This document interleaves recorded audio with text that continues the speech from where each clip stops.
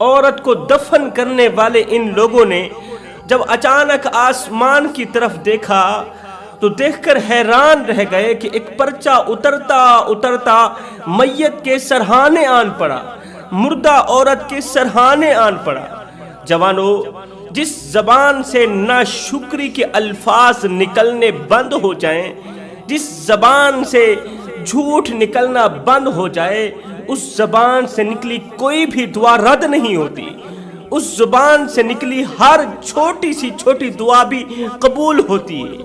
اگر تمہارے اندر وہ آواز ابھی بھی موجود ہے جو پکار پکار کے کہہ رہی ہے یہ بھی حرام ہے وہ بھی حرام ہے، جو تمہیں حلال و حرام کی تمیز کرواتی ہے، اگر وہ آواز ابھی بھی موجود ہے تو تم اللہ تعالیٰ کا شکر ادا کیا کرو کہ تمہارا دل ابھی بھی زندہ ہے۔ اللہ تعالیٰ کا لاکھ لاکھ شکر ادا کیا کرو کہ دل ابھی مردہ نہیں ہوا، ورنہ جن کے دل مردہ ہو چکے ہیں نا، ان سے جا کر پوچھو، اپنے عزیز و اقارب کی میت اپنے کندھوں پر اٹھاتے ہیں، عزیز و اقارب کو اپنے ہاتھوں سے دفن کرتے ہیں، بھائی کو، بہن کو، بیٹی کو، اپنے باپ کو اپنے ہاتھوں سے دفن کرتے ہیں، پھر بھی انہیں عبرت نصیب نہیں ہوتی جن کے دل مردہ ہو چکے ہیں۔ اس لیے شکر ادا کیا کرو کہ اللہ تعالیٰ نے تمہارے دلوں کو زندہ رکھا ہے۔ بنی اسرائیل کی ایک عبادت گزار عورت تھی،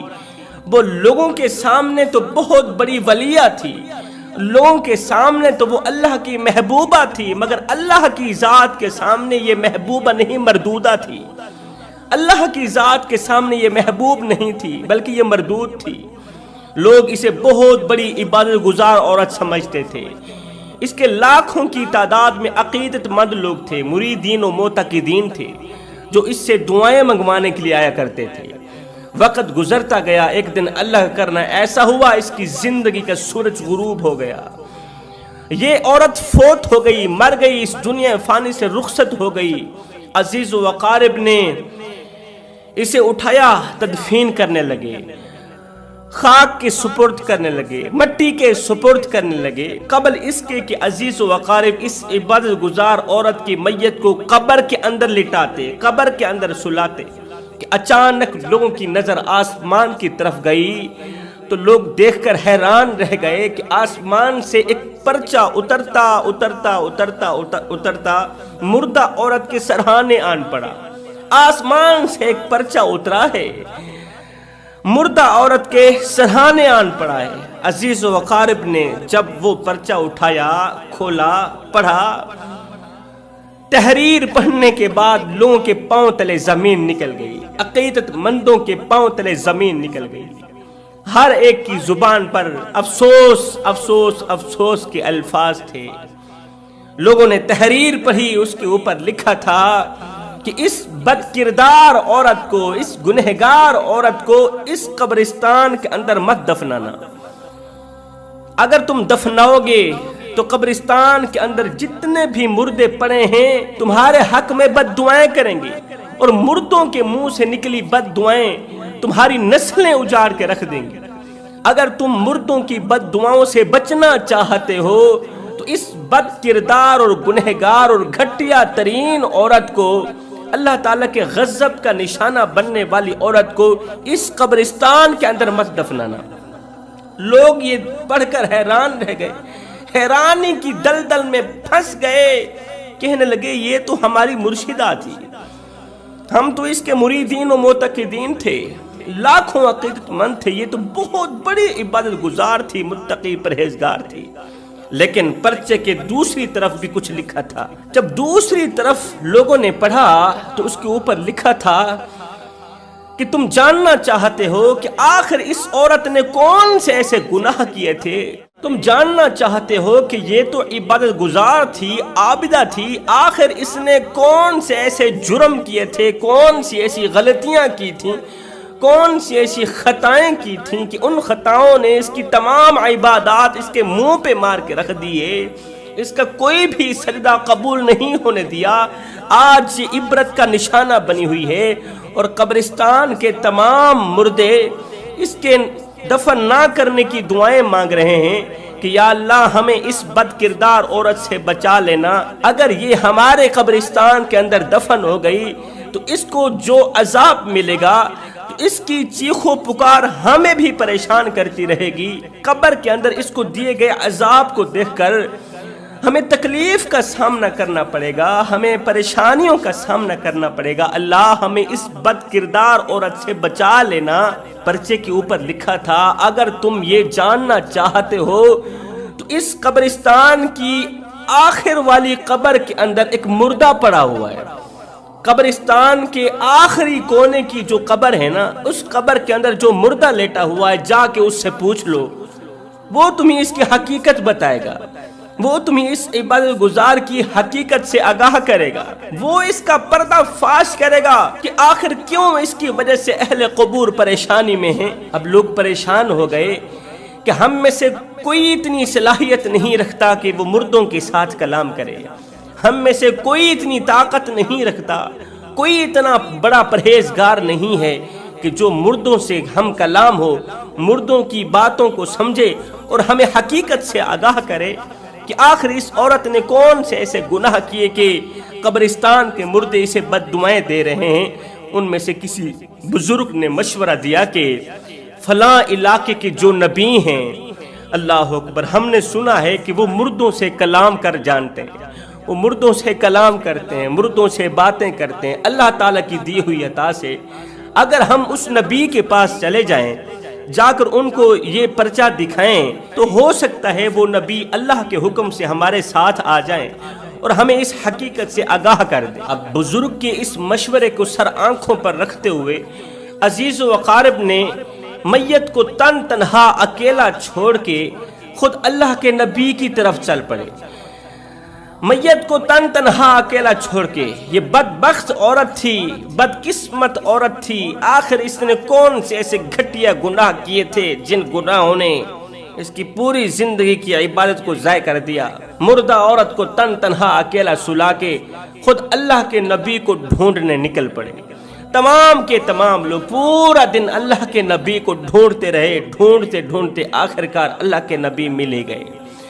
لوگوں نے عرض کی، اے اللہ کے نبی، ہم بڑی دور سے آپ تک چل کر آئے ہیں، آپ ہم پر ترس کھائیں، رحم کریں،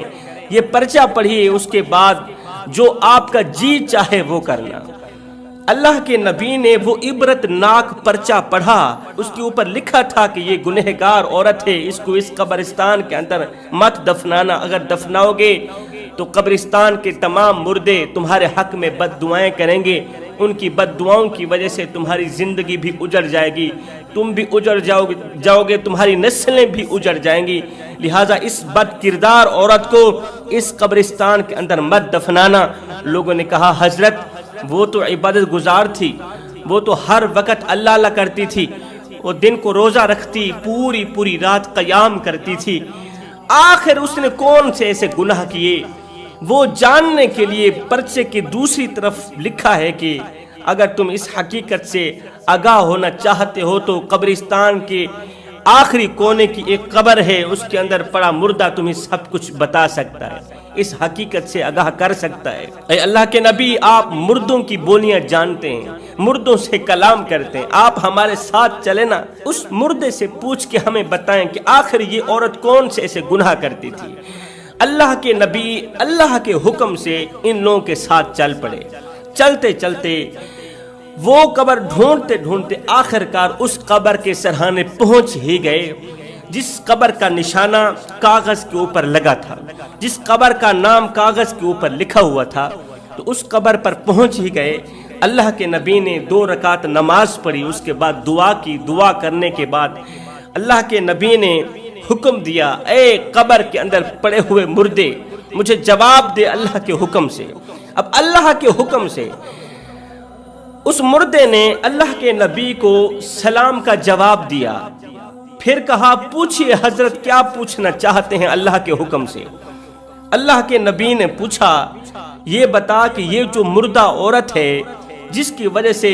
اہل قبور پریشانی میں ہیں، جس کی وجہ سے قبرستان کے مردے پریشان ہیں کہ اگر یہ عورت ہمارے قبرستان میں دفنا دی گئی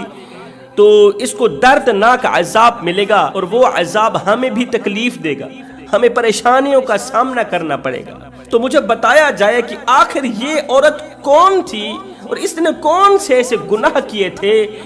کہ اس کے گناہوں نے اس کی تمام عبادات ضائع کر دی، اس کو اللہ کے غضب کا نشانہ بنا دیا، اور اس عبادت گزار عورت کو اللہ نے لوگوں کے سامنے عبرت کا نشانہ بنا دیا۔ اس مردے کو اللہ نے بولنے کی طاقت عطا فرمائی۔ مردے نے آواز دی، اے اللہ کے نبی، اگر آپ حقیقت سے آگاہ ہونا چاہتے ہیں تو سچ تو یہ ہے کہ وہ مردہ عورت، عبادت گزار عورت میری بیوی تھی، میں اس کا شوہر تھا۔ وہ میری بیوی تھی، میں اس کا شوہر تھا۔ وہ عبادت گزار تھی، دن کو روزہ رکھتی، پوری رات قیام کرتی تھی، پوری رات عبادت میں مصروف رہتی تھی، پوری رات اللہ تعالیٰ کی حمد بیان کرتی رہتی تھی، لیکن وہ عبادت گزار تھی، میں گنہگار تھا۔ میں گناہوں پر گناہ کر رہا تھا، لیکن میری بیوی عبادت گزار تھی۔ جب میں گناہ کرتا تھا تو میری بیوی مجھے میرے گناہوں کے تانے دیتی تھی۔ وہ بد کردار، گنہگار، بدکار، سیاہکار شوہر بنا پھرتا ہے، نیک متقی پرہیزگار بیوی مل گئی ہے، پھر بھی تو گناہ کرتا ہے۔ میں دعا کرتی ہوں اللہ قیامت کے دن تیرا ساتھ مجھے نصیب نہ کرے، جس طرح دنیا میں اللہ نے تیرا ساتھ میرے نصیب کیا ہے، اسی طرح میں دعا کرتی ہوں اللہ تعالیٰ قیامت کے دن تیرے جیسے بدکار انسان کے ساتھ مجھے نہ رکھے۔ جب وہ مجھے میرے گناہوں کے تانے دیتی تھی نا تو مجھے بہت زیادہ تکلیف ہوتی تھی، میں اندر سے روتا تھا۔ ایک دن تو میں اس کے دن بدن کے دیے تانوں سے تنگ آ کر میں نے دونوں ہاتھ اٹھائے، عرض کیوں میرے کریم رب، آج سے میں پکی توبہ کرتا ہوں، اسی بیوی کو، عبادت گزار عورت کو گواہ بنا کر میں توبہ کرتا ہوں، اللہ آئندہ کوئی گناہ نہیں کروں گا، میری توبہ قبول فرما لے، آئندہ کوئی گناہ نہیں کروں گا، پکی توبہ کرتا ہوں، پختہ توبہ کرتا ہوں، میری توبہ کو قبولیت کا شرف عطا کر۔ بس ادھر سے سچے دل سے ایک آہ نکلی تھی، آنکھوں سے 2-4 آنسو نکلے تھے، اللہ تعالیٰ نے میری توبہ قبول فرما لی۔ توبہ کی قبولیت کی علامت یہ تھی، نشانی یہ تھی کہ اس کے بعد میں نے کوئی بھی گناہ نہیں کیا تھا، جبکہ گناہ کرنے کا موقع بھی ملتا تھا، لیکن میں گناہ نہیں کرتا تھا، تو مجھے پکا یقین ہو جاتا تھا کہ اللہ تعالیٰ نے میری توبہ قبول فرما لی۔ اب میں نے توبہ بھی کر لی تھی، پھر بھی میری بیوی مجھے میرے گناہوں کے تانے دیا کرتی تھی، سابقہ گناہوں کے تانے دیا کرتی تھی، تو شرابی تھا، تو لچا تھا، تو کمینہ تھا۔ اللہ اکبر، اپنے عبادت پر فخر کرتی تھی، میں اس کا شوہر تھا، پورا دن اسی کے لیے خاک چھانتا تھا، کڑکتی دھوپ میں، تتی ریت کے اوپر پورا دن خاک چھانتا، روزی روٹی کماتا کہ مجھے کچھ ملے نہ ملے، میری عبادت گزار بیوی کو کھانے کو کچھ مل جائے۔ پورا دن خاک چھانتا تھا، روزی روٹی کماتا تھا، شام کو گھر آ کر میں خود اپنے ہاتھوں سے آٹا گوندتا تھا، اپنے ہاتھوں سے روٹی پکاتا تھا۔ اللہ اکبر، روٹی تیار کر کے اپنے ہاتھوں سے خود بھی کھاتا، اپنی بیوی کو بھی کھلاتا، مصلے کے اوپر بیٹھی بیوی کے منہ میں بھی روٹی کا نوالا ڈالتا، خود بھی کھاتا، مصلے پر بیٹھے عبادت گزار بیوی کو بھی کھلاتا۔ اسے کام کا نہیں کہتا تھا، اس وجہ سے کہ اس کا ایک پل بھی عبادت سے خالی نہ جائے، اور وہ خود بھی کام نہیں کرتی تھی، اس نے تمام کے تمام کام میرے سپرد کر رکھے تھے۔ مزدوری بھی میں نے کرنی ہے، روزی روٹی کا بندوبست بھی میں نے کرنا ہے، اپنے ہاتھوں سے روٹی پکانی بھی میں نے ہے، تیار بھی میں نے کرنی ہے، اور اپنے ہاتھوں سے خود بھی کھانا ہے، اپنی عبادت گزار بیوی کو بھی کھلانا ہے۔ اس نے کچھ نہیں کرنا کہ کہیں ایک لمحہ عبادت سے خالی نہ ہو جائے، ایک لمحے کی غفلت نہ میں برداشت کرتا تھا، نہ تو میری بیوی برداشت کرتی تھی، لیکن بجائے میری شکر گزاری کرنے کے، جب اسے غصہ آتا تھا تو یہ مجھے میرے سابقہ گناہوں کے تانے دیا کرتی تھی، حالانکہ میں توبہ کر چکا تھا، اللہ تعالیٰ نے میری ان تمام گناہوں کو معاف کر دیا تھا، پھر بھی جب اسے غصہ آتا تھا مجھے میرے سابقہ گناہوں کے تانے دے کر میرا دل دکھاتی تھی، میرے زخموں پر نمک چھڑکتی تھی، میں پورا دن روتا رہتا تھا، اور اس کے لیے روزی روٹی کا بندوبست بھی کرتا رہتا تھا۔ اسی کی وجہ سے دن میں 5 مرتبہ میری آنکھیں رونے پر مجبور ہو جاتی تھی، میری آنکھوں سے خون کے آنسو نکلتے تھے، روتے روتے یہ تانے سہتے سہتے میں تاب نہ لا سکا، میرا جگرا پھٹ گیا، میں مر گیا، اس دنیا فانی سے رخصت ہو گیا۔ مرنے سے پہلے میں نے دعا کی تھی، اللہ قیامت کے دن اگر تیری یہی عبادت گزار عورت جنت میں چلی گئی تو میں جنت میں نہیں جاؤں گا، کیونکہ اس بدبخت عورت نے خود ہی تو دعا کی تھی کہ قیامت کے دن میں شوہر کا ساتھ نہیں چاہتی۔ سنو، اللہ تعالیٰ نے میری توبہ قبول فرمائی، اللہ نے میری دعا بھی قبول فرمائی، اللہ تعالیٰ نے اس عبادت گزار مردود کی دعا بھی قبول فرمائی۔ اس نے کہا تھا اللہ قیامت کے دن میں اس گنہگار کا ساتھ نہیں چاہتی، میں اس شوہر کا ساتھ نہیں چاہتی۔ اللہ تعالیٰ نے اپنے کرم کے صدقے، میری توبہ کی قبولیت کے صدقے، اللہ تعالیٰ نے مجھے جنت میں اعلیٰ مقام دے دیا۔ اللہ تعالیٰ نے اس کی دعا بھی قبول کی۔ اس نے کہا تھا کہ میں اس کا ساتھ نہیں چاہتی، اللہ نے بھی فرما دیا کہ جب تو اس کا ساتھ نہیں چاہتی تو ہم تجھے اس کے ساتھ رکھیں گے بھی نہیں، تیرا ٹھکانہ جہنم میں ہوگا، تیرے شوہر کا ٹھکانہ جنت میں ہوگا۔ پھر یہ مردہ کہنے لگا او اللہ کے نبی، اس عبادت گزار عورت کی ناشکری نے، شوہر کی ناشکری نے، احسان فراموشی نے، شوہر کے سامنے کیے گئے تکبر نے، عبادت کے تکبر نے اس کی تمام عبادت ضائع کر کے رکھ دی۔ جب یہ مری اس کے دامن میں گناہوں کے سوا کچھ بھی نہیں تھا، ایک نیکی بھی موجود نہیں تھی۔ جوانوں، تکبر حسب کا ہو، نسب کا ہو، مال کا ہو، دولت کا ہو، حسن کا ہو، جوانی کا ہو، یہاں تک کہ عبادت کا، تقوی کا بھی کیوں نہ ہو، تکبر انسان کو تباہ و برباد کر کے ہی چھوڑتا ہے، انسان کو زوال کا شکار کر کے ہی رہتا ہے، انسان کو ذلیل و خوار کر کے ہی دم لیتا ہے۔ ہائے شوہر کی ناشکری نے، احسان فراموشی نے، شوہر کی آنکھوں سے نکالے گئے آنسوؤں نے، شوہر کو دی گئی تکلیفوں نے اس کی تمام عبادات ضائع کر کے رکھ دی۔ اس لیے میں کہتا ہوں سب سے پہلے تو ان لوگوں کا شکر ادا کیا کرو جن لوگوں نے تمہارے اوپر احسان کیا، جن لوگوں نے تم پر احسان کی بارش برسائی، تم پر نعمتوں کی بارش برسائی، وہ ماں ہو، باپ ہو، بیوی ہو، بڑا بھائی ہو، کوئی بھی ہو۔